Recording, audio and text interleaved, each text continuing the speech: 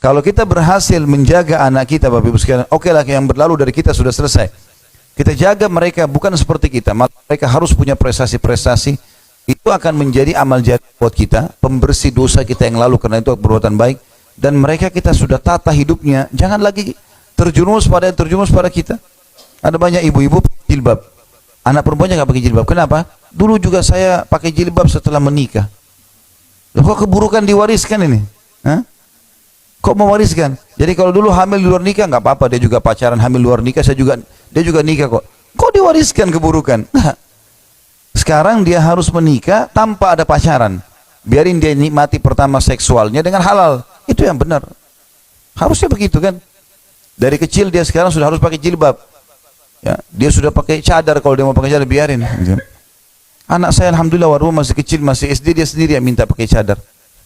Silakan pakai. Istri saya sempat tanya, nggak apa-apa, biarin dia pakai, dia yang mau. Dan dia sendiri merasa itu nyaman.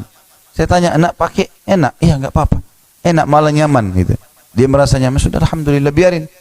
Jangan sampai kita baru kenal pakaian syar'i ini sekarang, mau anak-anak kita nanti umur seperti kita juga. Kalau umurnya sampai, kalau enggak, kalau dia meninggal masih remaja gimana? Kan gitu. Dan kita sebagai orang tua juga bertanggung jawabin. Dan pendidikan-pendidikan yang membawa pada kebaikan, kayak pesantren misalnya, malah itu di nomor 2-kan, di nomor 10-kan. Pesantren hanya tempat pelarian orang yang gagal masuk di negeri, tempat orang yang nakal. Ini nakal sekali, pesantren aja nih. Padahal di pesantren diajar sholat 5 waktu. Saya pernah lalui pesantren, azan, ada pengurusnya datang, ayo sholat.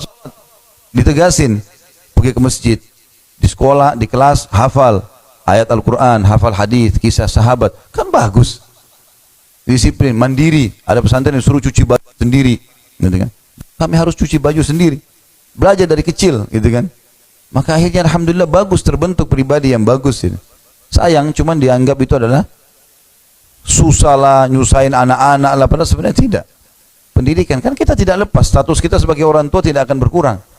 Kalau ada alhamdulillah sekolah-sekolah Islam yang kita yakin bagus, kita bisa didik anak kita, alhamdulillah. Tapi ini memang sudah harusnya jangan diwariskan keburukan tersebut, ya, yang